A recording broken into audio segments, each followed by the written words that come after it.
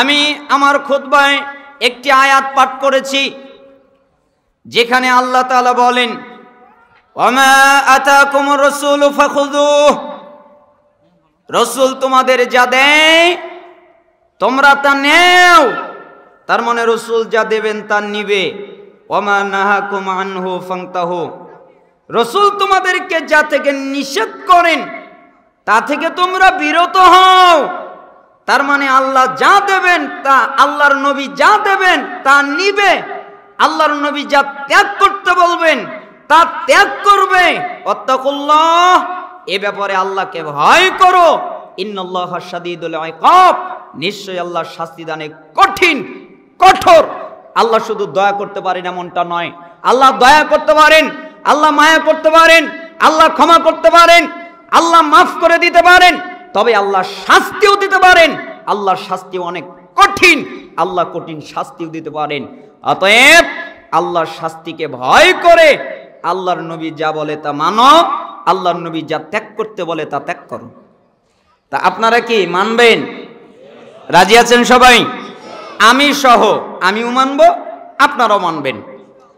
আল্লাহ তাআলা বলেন সূরা আহজাবের 36 নম্বর আয়াত, ওয়ামা কানা লিমুমিনিন ওয়ালা মুমিনাতিন ইযা কাদাল্লাহু ওয়া রাসূলুহু আমরান আইয়াকুনা লাহুমুল খিয়ারাতু মিন আমরিহিম ওয়া মান ইয়াসিল্লাহু ওয়া রাসূলুহু ফাকাদ দাল্লা দালালাম মুবিনা। আল্লাহ তাআলা বলেন, ইমানদার পুরুষ, যেই পুরুষ দাবি করে আমি ইমানদার, ইমানদার নারী, যেই নারী দাবি করে আমি ইমানদার, যেই পুরুষ দাবি করে আমি ইমানদার, যেই নারী দাবি করে আমি ইমানদার, এদেরকে যখন আল্লাহ কোনো কাজের আদেশ করেন, আল্লাহ কোনো কাজের নিষেধ করেন, এদেরকে যখন আল্লাহ রসুল কোনো কাজের আদেশ করেন, আল্লাহ রসুল কোনো কাজের নিষেধ করেন, তাহলে ওই ক্ষেত্রে এই ইমানদার পুরুষ ইমানদার নারী ভিন্নতা করবে, এই অনুমতি এই অধিকার এদের নাই। মানে আপনার মন মতো চলবেন এই অধিকার নাই। আপনি ইচ্ছা করলে সুদ খেতে পারবেন, এটা পারবেন না। কেন? আপনি ইমানদার। আপনি ইচ্ছা করলে ঘুষ খাবেন, পারবেন না। কেন? আপনি ইমানদার। আপনি ইচ্ছা করলে জিনা করবেন, আপনি পারবেন না। কেন? আপনি ইমানদার। ইমানদার পুরুষ ইমানদার নারী আল্লাহ এবং রসুল যা বলেন তাই পালন করে, অন্যতা করতে পারে না। অন্যতা করার অনুমতি তাদের নাই। ইমানদার দেখবেন, আপনারা তো ইমানদার, তাই না? সন্দেহ আছে? ইমানদার না হলে কি মাহফিলে আসতেন? কথা বলছেন না। আপনারা ইমানদার না? ইমানদার। ইমানদার দেখেই তো কোরআন সুন্নাহর আলোচনা শুনতে এসেছেন। সাহাবীরাও ইমানদার, তাই না? কোনো সন্দেহ নাই। সাহাবীরা কেমন ইমানদার আর কেমন আনুগত্যশীল ছিলেন আপনাকে একটু বোঝাই। সাহাবীরা মদ পান করতেন, কিছু সাহাবী। কেন? মদের আয়াত, মদ হারাম এই মর্মে যতক্ষণ পর্যন্ত আয়াত নাজিল হয় নাই ততক্ষণ কিছু সাহাবী মদ পান করতেন। এই ইতিহাস তো আপনারা জানেন, তাই না? তো মদ পান করতেন। তো একদিন মদিনার অলিগলিতে মদের মশক ভরে গেছে। কেন? আজকে সাহাবীরা মদ পান করবে। আল্লাহ নবী সাল্লাল্লাহু আলাইহি সাল্লামের উপরে আয়াত নাজিল হলো। একজন সাহাবী কাছে ছিলেন। আল্লাহ নবী সাল্লাল্লাহু আলাইহি ওয়াসাল্লাম সাহাবীকে বললেন, সাহাবী দৌড়ে চলে গেলেন, বাকি সাহাবীদের কাছে গেলেন। এরপরে সাহাবীদেরকে গিয়ে বললেন, সাহাবীরা, জি এই মুহূর্তে আজকে আয়াত নাজিল হয়েছে। কি আয়াত? মদ হারাম এই মর্মে আয়াত নাজিল হয়েছে, তোমরা আর মদ পান করতে পারবে না।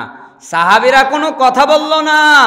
সাহাবীরা বলল না আজকের দিন খাই, আজকের দিন পান করি, আর জীবনে পান করব না। এই কথা সাহাবীরা বলল না। ওই যে আমরা বলি, ভাই তুমি গান শোনো না, আজকের দিনটাই আমি গান শুনবো, আগামীকাল থেকে ভালো হয়ে যাব। ভাই তুমি নামাজ পড়ো, আগামীকাল থেকে ভালো হয়ে যাব, নামাজ পড়বো। ভাই তুমি দাড়ি রাখো, আগামীকাল থেকে দাড়ি রাখবো।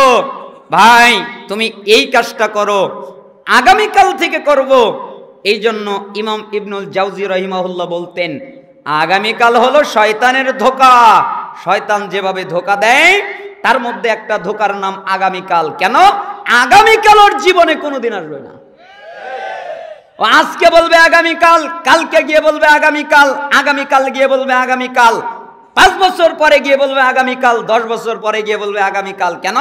যারা আগামীকাল বলে তাদের জীবনে আগামীকাল আসে না। এই জন্য সালাফরা বলতেন আলিয়াম, আজকের দিন, অতএব আমি যা করব আজকে। তো সাহাবীরা কোনো কথা বললেন না। তারা সাহাবীর কাছ থেকে ওই কথা শুনে তারা একটা লাঠি হাতে নিলেন, এরপরে মদের মশগুলোকে ভেঙে ফেললেন। অন্য বর্ণনায় এসেছে পাত্রগুলোকে উল্টিয়ে দিলেন, এরপরে পাত্রগুলো ভেঙে ফেললেন, সবগুলো ভেঙে ফেললেন। একজন সাহাবী বর্ণনা করছেন, মনে হলো মদিনার অলিগলিতে মদের নদী প্রবাহিত হচ্ছে, মনে হচ্ছে মদিনার অলিগলিতে মদের নদী প্রবাহিত হচ্ছে। এর নাম ইমানদার, এর নাম আনুগত্য। আল্লাহ নবী সাল্লাল্লাহু আলাইহি ওয়াসাল্লাম সালাত আদায় করছিলেন। সালাত আদায় করার সময়ে ফেরেশতা মালাক জিবরাইল আমিন আল্লাহর নবী সাল্লাল্লাহু আলাইহি সাল্লামের কাছে আসলেন। এরপরে বললেন, হে আল্লাহর নবী, জি আপনার জুতায় ময়লা, আপনি জুতাটা খুলে ফেলেন, আপনার জুতায় আবর্জনা। আল্লাহ রাসূল সাল্লাল্লাহু আলাইহি সাল্লাম জুতা খুলে ফেললেন। সাহাবীরা এটা দেখে তারা তাদের সমস্ত জুতাগুলো খুলে ফেলে দিল। আল্লাহ নবী সাল্লাল্লাহু আলাইহি সাল্লামের সালাত শেষ।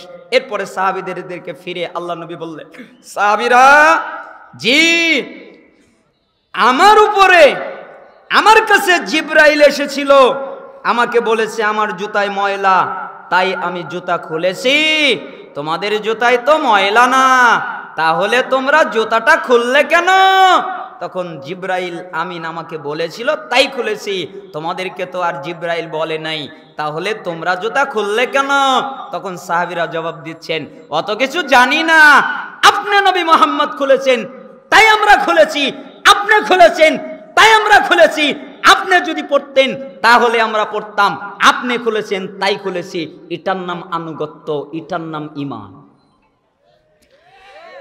আল্লাহ তাআলা সূরা মুহাম্মাদের 33 নম্বর আয়াতে বলেন, ইয়া আইয়ুহাল্লাযীনা আমানু, হে ঈমানদারগণ, আতিউল্লাহ, আল্লাহর আনুগত্য করো, ওয়াতিউর রাসূল, এবং তার রাসূলের আনুগত্য করো, ওয়ালা তুবতিলু আমালাকুম, এমনটা না করে তোমাদের আমল বাতিল করো না। তার মানে আল্লাহ এবং রাসূলের আনুগত্যের 19-20 হলে আমল বাতিল হয়ে যাবে। তোমরা তোমাদের আমলকে বাতিল করো না, তোমরা তোমাদের আমলকে বরবাদ করো না।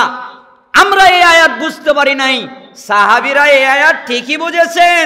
আব্দুল্লাহ বিন মাসউদ রাদিয়াল্লাহু আনহু একদিন মসজিদে প্রবেশ করতেছিলেন, তো আল্লাহ নবী সাল্লাল্লাহু আলাইহি ওয়াসাল্লাম সাহাবীদেরকে বললেন, সাহাবীরা দাঁড়িয়ে ছিল তাই সাহাবীদেরকে বললেন, সাহাবীরা, জি তোমরা বসে যাও। সমস্ত সাহাবীরা বসে গেলেন। আব্দুল্লাহ বিন মাসউদ রাদিয়াল্লাহু আনহু চৌকাটে পা রাখবেন, এটা হলো চৌকাট, আর উপরে হলো পা। এখনো পা চৌকাটে রাখেননি, উপরে পা। যখন আল্লাহ নবী সাল্লাল্লাহু আলাইহি সাল্লাম বলেছেন তোমরা বসে যাও, তখন আব্দুল্লাহ বিন মাসউদ রাদিয়াল্লাহু আনহু চৌকাটে আর পা রাখেনি, তার পাটা সরিয়ে বাহিরে তিনি পা রেখে চৌকাটের বাহিরেই বসে গেছেন। কোথায় বসে গেছেন? বাহিরে, আর ভিতরে যায়নি। আর এক বর্ণনায় এসেছে আল্লাহ নবী সাল্লাল্লাহু আলাইহি সাল্লাম এরপরে লক্ষ্য করলেন আব্দুল্লাহ বিন মাসউদ বসে আছেন। আব্দুল্লাহ, জি, আরে তুমি বাহিরে বসলে কেন? ওঠো, ভিতরে আসো। আব্দুল্লাহ বিন মাসউদ রাদিয়াল্লাহু আনহু জবাব দিলেন, হে আল্লাহর নবী, আমি আয়াত পড়েছি, আল্লাহ তাআলা বলেছেন আল্লাহকে মানো, তার রাসূলকে মানো, তোমাদের আমল বাতিল করো না। আমি আব্দুল্লাহ বিন মাসউদ মনে করেছি আপনি বসতে বলেছেন, আমি আব্দুল্লাহ যদি আমার এক কদম সামনের দিকে অগ্রসর করি তাহলে আমার আমল বাতিল হয়ে যাবে। এই ভয়ে আমি আব্দুল্লাহ মসজিদে প্রবেশই করি নাই, আমি বাহিরেই বসে গেছি। এটার নাম আনুগত্য, এটার নাম ইত্তেবা, এটার নাম ঈমান। কথা বুঝতে পেরেছেন? তাহলে আল্লাহ তাআলা বলছেন ঈমানদার পুরুষ আর নারী এদেরকে যখন আল্লাহ এবং রাসূল কোনো কাজের আদেশ করেন তখন তারা তা পালন করেন। তো আপনারা পালন করবেন, রাজি আছেন তো সবাই? আল্লাহ তাআলা কবুল করুন। আমি আপনাদেরকে 3-4টা নসিহত ওসিয়াত করব। তার একটা নসিহত আপনাদের কাছে, আমার প্রথম নসিহত আপনাদের কাছে আমি করছি, সেটা হলো শিক্ষক আর একটা ছাত্রের একটা কাহিনী দিয়ে আমি এই ঘটনাটা তারিখে দিমাশকে পড়েছি, যেই কিতাবের খণ্ড 80 খণ্ড পর্যন্ত বৈরুতের ছাপা, যেটা ওই কিতাবের মধ্যে এই বর্ণনাটা আছে। একটা শিক্ষক আর একটা ছাত্র, এই দুজনের মধ্যে কথোপকথন হচ্ছে। কি কথোপকথন? শিক্ষক ছাত্রকে বলছে, আচ্ছা তুমি কি বলতে পারো? কি বলবো? কতদিন যাবত আমার সাথে লেগে আছো, আমার সান্নিধ্যে আছো, আমার কাছ থেকে ইলম অর্জন করছো, আমার কাছ থেকে জ্ঞান অর্জন করছো, এটা কি তুমি বলতে পারো? জি আমি বলতে পারি। তাহলে বলো তো 33 বছর। কয় বছর? 33 বছর। 33 বছর ধরে আমি আপনার সাহচর্যে আছি, আপনার কাছে আছি, আপনার কাছে ইলম অর্জন করতেছি, এখনো যাইনি, 33 বছর হয়ে গেল। তো শিক্ষক ছাত্রকে বলছে, আচ্ছা তুমি কি বলতে পারো? কি বলবো? এই 33 বছরে তুমি আমার কাছ থেকে কি কি শিখলে, এটা কি তুমি বলতে পারো? 33 বছর যে আমি তোমাকে ইলম শিখালাম, জ্ঞান শিখালাম, তো অনেক কিছুই তো শিখালাম, তো তুমি কি শিখলে, এটা কি তুমি বলতে পারো? হে আমার সম্মানিত শিক্ষক, আমি তা বলতে পারি। তাহলে বলো তো, হে আমার সম্মানিত শিক্ষক, আমি আপনার কাছ থেকে মাত্র 8টা জিনিস শিখেছি। কয়টা জিনিস? 8টা। আচ্ছা 8টা যদি ছাত্র বলে, শিক্ষকের মাথা ঠিক থাকবে? রেগে গেছেন আর বলছেন, বলো কি তুমি, তোমাকে আমি পড়াচ্ছি 33 বছর ধরে, 33 বছরে মাত্র 8টা শিখেছো, আর কিছু শেখনি? হে আমার সম্মানিত শিক্ষক, আপনি আমাকে মিথ্যা কথা বলা শেখাননি, আপনি আমাকে মিথ্যা বলতে শেখাননি, আপনি আমাকে সত্য বলা শিখিয়েছেন। অতএব আমি মিথ্যা বলতে পারবো না, আমি সত্য কথা বলবো। আমি আপনার কাছ থেকে মাত্র 8টা জিনিসই শিখেছি। কয়টা জিনিস? 8টা। জীবন পরিবর্তন করা কথা, 8টা কথা জীবন পরিবর্তন করা কথা।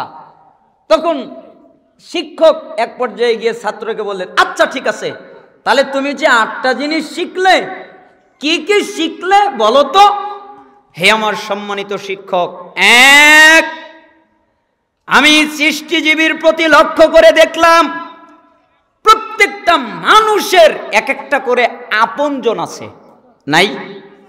কারো আপনজন কারো মা, কারো আপনজন কারো বাবা, কারো আপনজন তার ভাই, কারো আপনজন তার বন্ধু, কারো আপনজন তার স্ত্রী, কারো আপনজন তার সন্তান, যার কাছে যে আপন। এক কথায় প্রত্যেকটা মানুষেরই একটা করে আপনজন আছে, তাই না? আপনজন আছেই, কেউ আপনজন ছাড়া নয়, কেউ কাউকে আপনজন বানায়। ওস্তাদ, শিক্ষক, সম্মানিত শিক্ষক, আমি সৃষ্টিজীবীর প্রতি লক্ষ্য করে দেখলাম, এরা যখন মারা যায়, এরা যখন মরে যায়, তখন এদের কবরে এদের সাথে কেউ যায় না, ওই আপনজন এদের সাথে কবরে যায় না, একাকী কবরে যায়, একাই তাকে দাফন করা হয়, একাই মৃত্যুবরণ করে, একাই তাকে মাটিতে রাখা হয়, কেউ তার সাথে যায় না, তার কোনো আপনজন তার সাথে যায় না। ওস্তাদ, আমি লক্ষ্য করে দেখলাম প্রত্যেকের আপনজন আছে, আপনজন তার সাথে যায় না। তাই আমি পৃথিবীর কোনো মানুষকে আপনজন বানাইনি, আমি আপনজন বানিয়েছি নেক আমলকে। কেন? আমি জানি কেউ যদি আমার সাথে না যায়, নেক আমল আমার সাথে আমার কবরে যাবে। তাই আমি নেক আমলকে বন্ধু বানিয়েছি, নেক আমলকে আপনজন বানিয়েছি। কথাটা কি, তাই না? শিক্ষক এই এক কথাই কেঁদে দিয়েছে, মানে আর দ্বিতীয় কথা বলতে হয়নি। তার 2 চোখ দিয়ে টস টস করে পানি পড়তেছে। তুমি আমাকে কি বললে? তুমি যে প্রথম কথাটা বললে, এটাই তো আমি আটকে গেছি। তুমি আমাকে কি বললে? আসলে তো আপনজন তার সাথে কবরে যায় না। মানুষ এই আপনজনের জন্য কত কিছু করে, কত কাজ করে, কত দুর্নীতি করে, কত অন্যায় করে, কত অশ্লীলতা করে, কত অপরাধ করে, কিন্তু এই আপনজন তার সাথে কবরে যায় না, আর নেক আমল তার সাথে কবরে যায়, কিন্তু নেক আমল সে অর্জন করে না। 2, আমি সৃষ্টিজীবীর প্রতি লক্ষ্য করে দেখলাম, আপনি আমাকে শিখিয়েছেন ওয়া আম্মা মান খাফা মাকামা রাব্বিহি ওয়া নাহান নাফসা আনিল হাওয়া ফাইন্নাল জান্নাতা হিয়াল মাওয়া। যেই ব্যক্তি আল্লাহর সামনে দাঁড়াতে ভয় করে যে আমাকে আমার রবের সামনে দাঁড়াতে হবে, আমার রবের সামনে আমাকে দাঁড়াতে হবে, এই ভয় যে করে, ভয় মানে আমাদের তো ভিতরে ভয়ই নাই, তাই না? আমরা যে ভয় করতে হয় এটা তো আমরা মানে অনেকেই মেরে ফেলেছি, কিছু মানুষের ভিতরে হয়তো আছে, কিন্তু অধিকাংশ মানুষের মধ্যে আল্লাহর প্রতি ভয়, আল্লাহর সামনে দাঁড়াতে হবে, এই ভয় অন্তরের ভিতরে পাওয়া যায় না। সাহাবীরা কিরকম ভয় করতেন? মায়েজ বিন মালিক, আপনারা তো সবাই জানেন, মুসলিমের হাদিস। মায়েজ বিন মালিক রাদিয়াল্লাহু আনহু একদিন আল্লাহ নবী সাল্লাল্লাহু আলাইহি সাল্লামের কাছে আসলেন। আসার পরে বললেন, হে আল্লাহর নবী, জি আপনি আমাকে পবিত্র করেন। পবিত্র করা মানে আপনি আমাকে হত্যা করেন, মৃত্যুদণ্ড দেন, আমার বিচার করেন, আমাকে পবিত্র করেন। যাও আল্লাহর কাছে মাপ চাও, আল্লাহ মাফ করে দিবে।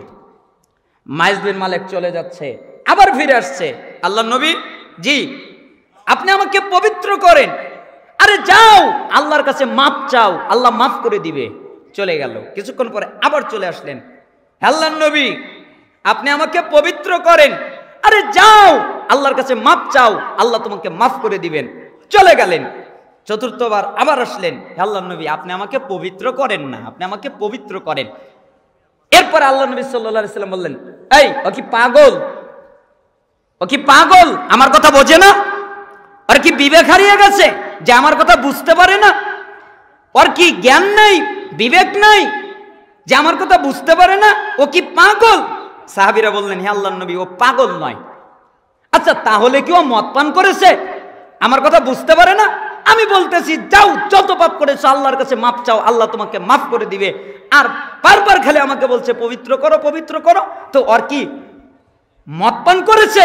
একজন সাহাবী গিয়ে মুখের সামনে নাক ধরলেন, এরপরে বললেন, জি না মদ পান করেনি। আচ্ছা তাহলে বলো কি হয়েছে? আল্লাহর নবী, মানুষ যেটা বৈধভাবে করে আমি এটা অবৈধভাবে করেছি, তার মানে জিনা করেছি। তুমি যদি আমাকে না বলতে তাহলে কতই না ভালো হতো। এটা আবার আরেক বর্ণনায় আছে। আল্লাহ নবী সাল্লাল্লাহু আলাইহি সাল্লাম সাহাবীদেরকে বললেন, তাকে মাটিতে খোঁড়ো, মাটির ভিতরে দাফন করো, তার কল্লাটা বের করে রাখো, এরপরে তোমরা পাথর মেরে তাকে হত্যা করো। তো সাহাবীরা তাই করলেন, পাথর মেরে তাকে হত্যা করা হলো। এক পর্যায়ে কিছু রক্ত কিছু সাহাবীর গায়ে এসে লেগে গেল মুখে। তো একজন সাহাবী অভিশাপ করে ফেললেন। সঙ্গে সঙ্গে আল্লাহ নবী সাল্লাল্লাহু আলাইহি সাল্লাম বললেন, এই সাহাবী তুমি জানো মায়েজ বিন মালিক যেই তওবা করেছে, এই তওবা যদি আমার সমস্ত উম্মতের মধ্যে বিলিয়ে দেওয়া হয় তাহলে সমস্ত উম্মতের জন্য এই এক তওবাই যথেষ্ট। এটা হলো আল্লাহর ভয়, আল্লাহকে ভয় করে। আর আমাদের দেশের এক শ্রেণীর লোক বলে কি জানেন, যে মুহাম্মদ সাল্লাল্লাহু আলাইহি সাল্লাম এ হলো রক্ত পিপাসু, এ জিহাদ করে, এ জিহাদ করে, এ রক্ত পিপাসু। আরে মুহাম্মদ সাল্লাল্লাহু আলাইহি সাল্লাম যদি রক্ত পিপাসু হতেন তাহলে 4 বার তাকে ফিরিয়ে দিতেন না। আপনি গামেদি মহিলার ব্যাপারে কি করবেন? গামেদি মহিলা মানে আল্লাহ নবী সাল্লাল্লাহু আলাইহি সাল্লামের কাছে আসলেন, আসার পরে বললেন, হে আল্লাহর নবী বলো আমি জিনা করেছি, আপনি আমাকে পবিত্র করেন। যাও না আপনি আমাকে পবিত্র করেন, যাও আল্লাহর কাছে মাফ চাও, আল্লাহ তোমাকে মাফ করে দিবেন। তখন ওই গামেদি মহিলা বলছেন, ও মায়েজ বিন মালিককে যেভাবে ফিরিয়ে দিয়েছেন আমাকে ওইভাবে ফিরিয়ে দেবেন না? মায়েজ বিন মালিককে যেভাবে ফিরিয়ে দিয়েছেন আমাকে ওইভাবে ফিরিয়ে দিবেন না? আচ্ছা বলো তুমি কি হয়েছে? আমি জিনা করে ফেলেছি, আমি এখন গর্ভবতী। আচ্ছা ঠিক আছে, যাও চলে যাও, তোমার যেদিন সন্তান ভূমিষ্ঠ হবে ওই দিন তুমি আমার কাছে আসিও। তখন ওই মহিলাটা চলে গেল, সন্তান প্রসব হয়ে গেল। এরপরে সন্তানকে কোলে করে মুহাম্মদ সাল্লাল্লাহু আলাইহি সাল্লামের কাছে আসলেন, হে আল্লাহর নবী জি এই যে দেখেন আমার সন্তান, এই যে দেখেন আপনি আমার সন্তান, আপনি আমাকে পবিত্র করেন। তোমার সন্তান তো দুধ খায় তাই না? জি আচ্ছা যাও 2 বছর তুমি তোমার সন্তানকে দুধ পান করাও, তারপরে তুমি আমার কাছে আসিও। চলে গেল। 2 বছর দুধ পান করানোর পরে মুহাম্মদ সাল্লাল্লাহু আলাইহি সাল্লাম যেন বিশ্বাস করেন, এই জন্য ওই বাচ্চার হাতে একটা রুটি দিয়েছেন। রুটি দিয়ে মুহাম্মদ সাল্লাল্লাহু আলাইহি সাল্লামের কাছে এসে বলতেছেন, এই দেখেন আমার বাচ্চা দুধ খায় না, এখন শক্ত খাবার খেতে পারে, আপনি আমাকে এখন পবিত্র করেন। এরপরে আল্লাহ নবী সাল্লাল্লাহু আলাইহি সাল্লাম সাহাবীদেরকে বললেন, তাকে গাড়ো, এরপরে তাকে পাথর মেরে হত্যা করো। তো একটু রক্ত এসে খালিদ বিন ওয়ালিদ তার মুখে লেগে গেল, এই জন্য তিনি অভিশাপ করলেন।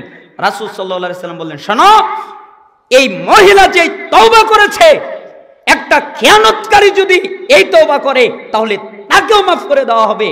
তুমি কি মনে করছো? আরে মুহাম্মদ সাল্লাল্লাহু আলাইহি সাল্লাম যদি রক্ত পিপাসু হতেন তাহলে ওই মহিলাকে ফিরিয়ে দিতেন না, ওই মহিলাকে বারবার ফিরিয়ে দিতেন না। আর মহিলাও আল্লাহকে ভয় করে ইচ্ছা করলে পালিয়ে যেতে পারত, ইচ্ছা করলে কোনো জায়গায় চলে যেতে পারত। একজন মুহাদ্দিস টিকা লিখতে গিয়ে বলতেছেন যে আল্লাহর নবী তাকে বারবার পাঠিয়ে দিলেন, তার মানে সে যেন দূরে কোথাও চলে যায়। কিন্তু মহিলা তো আল্লাহকে ভয় করে, তার হৃদয়ের ভিতরে আল্লাহর ভয়, তাই তিনি নিজে মৃত্যুবরণ করতে চাচ্ছে, নিজে মরতে চাচ্ছে, কিন্তু তাও তিনি পবিত্র হতে চাচ্ছে। এটার নাম আল্লাহর ভয়। আপনি কি বুঝবেন আল্লাহর ভয় কাকে বলে? সাহাবীদের কাছ থেকে শিখতে হয়। এটা হলো আল্লাহর ভয়। তারা মৃত্যুকে পরোয়া করেনি, কিন্তু তারা পবিত্র হতে চেয়েছেন। এরা হলো সাহাবায়ে কেরাম। অতএব আমি আপনাকে বলতেছিলাম কোরআনের আয়াত, ওই ছাত্র বলতেছিলেন আপনি আমাকে শিখিয়েছেন আল্লাহর সামনে দাঁড়াতে ভয় করো, আমাকে আমার রবের সামনে একদিন দাঁড়াতে হবে। আর নিজের প্রবৃত্তি যা বলে, নিজের মন যা বলে, এটা থেকে বেঁচে থাকো। মন মতো চলো না, প্রবৃত্তির মতো চলো না, এইগুলো থেকে যদি বেঁচে থাকো, ফাইনাল জান্নাতা হিয়াল মাওয়া, তোমার একমাত্র ঠিকানা জান্নাত, জান্নাত ছাড়া কিচ্ছু না। ঠিকানাটার নাম কি? জান্নাত। কয়টা কাজ করলে? 2টা কাজ। 1, আল্লাহর সামনে দাঁড়াতে হবে, এই ভয়। 2, আমার মন যা বলে তা না করা। মন বলে জিনাকর করব না, মন বলে সুদ খাবো না, মন বলে ঘুষ খাবো না, মন বলে দুর্নীতিকর করব না, মন বলে অপরাধকর করব না। মন যা বলে তার উল্টাটা করব। কেন? মন মতো চলে যে বিপদে পড়ে সে, মন মতো চলে না যে বিপদে পড়ে না সে। অতএব আপনি আপনার মন মতো চলবেন না, মনের উল্টাটা করবেন, নফসের উল্টাটা করবেন, তাহলে জান্নাত আপনার ঠিকানা। সূরা নাজিয়াত 40-41 নম্বর আয়াত। এইটা আমি আপনার কাছ থেকে শিখেছি। তাই আমি আল্লাহর সামনে দাঁড়াতে ভয় পাই যে আমাকে আমার রবের সামনে দাঁড়াতে হবে, তাই আমার মন যা বলে আমি তার উল্টা করি। এটা হলো 2 নাম্বার আমি আপনার কাছ থেকে শিখেছি। সম্মানিত শিক্ষক 3, আমি আপনার কাছ থেকে শিখেছি প্রত্যেকটা মানুষের দামি বস্তু আছে যেগুলো দামি জায়গায় রাখে। নাই? আপনাদের দামি দামি বস্তু নাই? দামি বস্তু কি? টাকা। দামি বস্তু কি? স্বর্ণ। দামি বস্তু কি? দলিল। আরো কত কিছু দামি বস্তু আছে, প্রত্যেকেরই আছে। আর দামি বস্তু দামি জায়গায় রাখে, তাই না? ব্যাংকে রাখে, আলমারিতে রাখে, বাক্সতে রাখে, তালা মেরে রাখে, দামি জায়গায় যাতে হারিয়ে না যায়। অতএব আপনি আমাকে শিখিয়েছেন, আল্লাহ তাআলা বলেছেন, মা ইনদাকুম ইয়ানফাদু ওয়া মা ইনদাল্লাহি বাকিন, তোমাদের কাছে যা আছে তা শেষ হয়ে যাবে, তা নিঃশেষ হয়ে যাবে। আল্লাহর কাছে যা আছে তা ফুরাবে না। আমার কাছে যখন দামি জিনিস আসে তখন আমি আল্লাহর কাছে পাঠিয়ে দেই। কেন? আমি জানি সবচেয়ে দামি জায়গা আল্লাহর কাছে। অতএব আমার মালিকানায় যা আছে আমি ওটা আল্লাহর কাছে দিয়ে দেই। আমার মালিকানায় আসলে আমি ওটা কাকে দিয়ে দেই? আল্লাহকে দিয়ে দেই, আল্লাহর কাছে পাঠিয়ে দেই। তার মানে আমি তা দান করে দেই, আমি তা ব্যয় করে দেই। 4, আপনি আমাকে শিখিয়েছেন, হে সম্মানিত শিক্ষক, আমি সৃষ্টিজীবের প্রতি লক্ষ্য করে দেখলাম এরা নিজেকে আভিজাত্য মনে করে, এরা নিজেকে সম্মানিত মনে করে, এরা নিজেকে প্রশংসনীয় মনে করে, এরা মনে করে আমি নিজেই সম্মানিত, এরা মনে করে আমি নিজেই প্রশংসিত। এরা মনে করে আমি নিজেই আভিজাত্য, এটা তারা মনে করে। আপনি আমাকে শিখিয়েছেন। আল্লাহ তাআলা হুজুরাতে বলেছেন, ইন্না আকরামাকুম ইনদাল্লাহি আতকাকুম, নিশ্চয়ই তোমাদের মধ্যে সবচেয়ে বেশি সম্মানিত, সবচেয়ে বেশি আভিজাত্য, সবচেয়ে বেশি মর্যাদাবান ওই ব্যক্তি যেই ব্যক্তি তাকওয়াবান। সবচেয়ে বেশি মর্যাদাবান কে? আমার কথা কি বুঝতে পারতেছেন? আজকে গরম আলোচনা নাই, বুঝবেন। সবচেয়ে বেশি মর্যাদাবান তাকওয়াবান। অতএব আমি তাকওয়া করি, আল্লাহকে ভয় করি। আপনি আমাকে শিখিয়েছেন, এটা আমি আপনার কাছ থেকে শিখেছি। 5, আমি সৃষ্টিজীবীর প্রতি লক্ষ্য করে দেখলাম এরা একজন আরেকজনকে অভিশাপ দেয়, এরা একজন আরেকজনের উপরে দোষারোপ করে, এরা একজন আরেকজনকে নিয়ে হিংসা করে। আপনি বলেছেন, আল্লাহ তাআলা বলেছেন, যার যার রিজিক তাকে বন্টন করে দেওয়া হয়েছে। এই জন্য আমি আপনার কাছ থেকে শিখেছি, কারো প্রতি অভিশাপ করা যাবে না, কারো প্রতি দোষারোপ করা যাবে না, কারো প্রতি হিংসা রাখা যাবে না। তাই আমি কারো প্রতি অভিশাপ রাখি না, কারো প্রতি হিংসা রাখি না। আমি অভিশাপ থেকে বেঁচে থাকি, আমি দোষারোপ করা থেকে বেঁচে থাকি, আমি মানুষকে হিংসা করা থেকে বেঁচে থাকি। কেন? আমি তো আমাকে নিয়েই ব্যস্ত, আর আমি জানি যে আমারটাও খাবে না, ওরটা আমি খাবো না, আমার রিজিক আমি খাবো, ওর রিজিক ও খাবে, তা আমার হিংসা করে লাভ কি? এইটা আমি আপনার কাছ থেকে শিখেছি। দেখেছেন আদর্শ কি, ছাত্রে কি শিখেছে? 33 বছরের ইলেম মাত্র 8 কথাই দিচ্ছে। আমি আপনাদেরকে নসিহত করে যাচ্ছি, আমাকে আপনাদের প্রত্যেককে, আপনারা কখনো কারো মানহানি করবেন না, এটা সালাফদের বৈশিষ্ট্য। আপনারা কখনো কারো বিরুদ্ধে লাগবেন না, এটা সালাফদের বৈশিষ্ট্য নয়। আপনারা কারো বিরুদ্ধে লাগবেন না, কারো মানহানি করবেন না, সালাফদের বৈশিষ্ট্য এটা নয়। কারো মানহানি করা, কারো বিরুদ্ধে লাগা। কেন? আবু দারদা রাদিয়াল্লাহু আনহু বলেন, মিশকাতুল মাসাবিহের 5038 নম্বর হাদিস, আমি কি তোমাদেরকে বলবো না, আলা উখবিরুকুম বিআফদালা মিন দারাজাতিস সিয়ামি ওয়াস সাদাকাতি ওয়াস সালাহ, আমি কি তোমাদের বলবো না সালাতের চাইতে, যাকাতের চাইতে, সিয়ামের চাইতে, সালাতের চাইতে, সিয়ামের চাইতে, সাদাকার চাইতে বেশি নেকি কিসে হবে? আমি কি তোমাদের বলবো? তোমরা সালাত পড়ে যেই নেকি পাবে, তোমরা সাদাকা দিয়ে, যাকাত দিয়ে, সাদাকা দিয়ে যেই নেকি পাবে, তোমরা সিয়াম পালন করে যেই নেকি পাবে, এর চাইতে বেশি নেকি কিসে হবে? আমি কি তোমাদের বলবো না? সাহাবীরা বললেন, বালা, হ্যাঁ আপনি বলেন। তখন রাসূল সাল্লাল্লাহু আলাইহি সাল্লাম কয়েকটা কথা বললেন।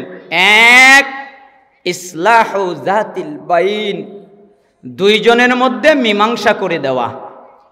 যখন দেখবে দুজনের ভিতরে মারামারি লেগে গেছে, দুজনের ভিতরে গন্ডগোল লেগে গেছে, দুজনের ভিতরে শত্রুতা লেগে গেছে, তখন তোমরা দুজনকে মিল করে দেবে। ফাসাদু যাতিল বাইন, আর যেই ব্যক্তি দুজনের ভিতরে ঝগড়া লাগায়, দুজনের ভিতরে শত্রুতা লাগায়, দুজনের ভিতরে মনোমালিন্যতা লাগায়, হিয়াল হালিকা, ওরা হলো মুন্ডনকারী। মুন্ডনকারী মানে, জুবাইর রাদিয়াল্লাহু আনহু এই হাদিসের ব্যাখ্যা করতেছিলেন। তিনি বলেন, রাসূল সাল্লাল্লাহু আলাইহি ওয়াসাল্লাম বলেছেন, দাব্বা ইলাইকুম দাউল উমামি ক্বাবলাকুমুল হাসাদ ওয়াল বাগদাউ হিয়াল হালিকা, লা আকুলু তাহলিকুশ শার ওয়ালাকিন তাহলিকুদ দ্বীন। শোনো, বিগত উম্মতের মধ্যে যেই ব্যাধি, এই ব্যাধি তোমাদের মধ্যে বিস্তার লাভ করেছে। বিগত উম্মতের মধ্যে যেই ব্যাধি, এই ব্যাধি তোমাদের মধ্যে বিস্তার লাভ করেছে। বিগত উম্মতের যেই ব্যাধি, এটা তোমাদের মধ্যে ছড়িয়ে গেছে। বিগত উম্মতের ব্যাধি কি, তা কি তোমরা জানো? এটা হলো হিংসা, এটা হলো বিদ্বেষ। হিংসা করা, হিংসা করা, বিদ্বেষ করা, এটা হলো বিগত উম্মতের ব্যাধি। তোমরা এ কাজ করবে না, এটা হলো মুন্ডনকারী। লা আকুলু তাহলিকুশ শার ওয়ালাকিন তাহলিকুদ দ্বীন, আমি এই মুন্ডন দ্বারা দিনের আমি এই মুন্ডন দ্বারা মাথা মুন্ডন করাকে বুঝাইনি, আমি এই মুন্ডন দ্বারা দিন মুন্ডন করাকে বুঝিয়েছি। অর্থাৎ যারা হিংসা বিদ্বেষ করে এরা যেন দিন মুন্ডন করে ফেলে। তাহলে হিংসা বিদ্বেষ করা যাবে? আমি আমার কথা শেষ করতেছি। 6, আমি সৃষ্টিজীবীর প্রতি লক্ষ্য করে দেখলাম এরা একজনকে আরেকজনের উপরে বিদ্বেষ করে, একজন আরেকজনকে গাল দেয়, একজন আরেকজনের সাথে শত্রুতা করে। কিন্তু আল্লাহ তাআলা বলেছেন, আপনি আমাকে শিখিয়েছেন ইন্নাশ শাইতানা লাকুম আদুউন ফাত্তাখিযুহু আদুওয়া, নিশ্চয়ই শয়তান তোমাদের প্রকাশ্য শত্রু। অতএব যদি শত্রু বানাতে হয় তাহলে শয়তানকে শত্রু বানাও। আমরা শয়তানকে শত্রু বানাই। 7, আমি সৃষ্টিজীবীর প্রতি লক্ষ্য করে দেখলাম এরা কামাই করে, হালালের তোয়াক্কা করে না, হারামের তোয়াক্কা করে না। অথচ আল্লাহ তাআলা বলেছেন যে রিজিকের প্রত্যেকটা প্রাণীর রিজিকের মালিক আল্লাহ, আল্লাহ সবাইকে রিজিক দেবেন, আর আমিও সেই প্রাণীদের অংশ। অতএব আমার কাজ আল্লাহর ইবাদত করা, আর আল্লাহর কাজ আমাকে রিজিক দেওয়া। আর আমি সৃষ্টিজীবীর প্রতি লক্ষ্য করে দেখলাম যে এরা প্রত্যেকেই একজন আর একজনের উপরে ভরসা করে। কিন্তু আমি আল্লাহকে বলতে শুনেছি, আপনি আমাকে শিখিয়েছেন ওমাই ইয়াতাওয়াক্কাল আলাল্লাহ ফাহুয়া হাসবুহু, যেই ব্যক্তি আল্লাহর উপরে ভরসা করে আল্লাহই তার জন্য যথেষ্ট। মনে থাকবেন 8টা কথা এক বাক্যে বলে আমি নেমে যাচ্ছি। 1, নেক আমলকে বন্ধু বানাবেন। 2, আল্লাহর সামনে দাঁড়াতে ভয় করবেন, প্রবৃত্তির আনুগত্য করবেন না। 3, দামি জিনিস আল্লাহর কাছে দান করবেন, ব্যয় করবেন। 4, আপনি সম্মানিত তখন হবেন যখন তাকওয়াবান হবেন। 5, আপনি কখনো কাউকে অভিশাপ দিবেন না, হিংসা করবেন না। 6, আপনি কারো প্রতি বিদ্বেষ করবেন না, শত্রুতা রাখবেন না, যদি রাখতে হয় শয়তানের সাথে রাখবেন। 7, আপনি কখনো হারাম পথে ইনকাম করবেন না, রিজিকের মালিক আল্লাহ। 8, আপনি কারো উপরে ভরসা করবেন না, একমাত্র ভরসা করবেন আল্লাহর উপরে।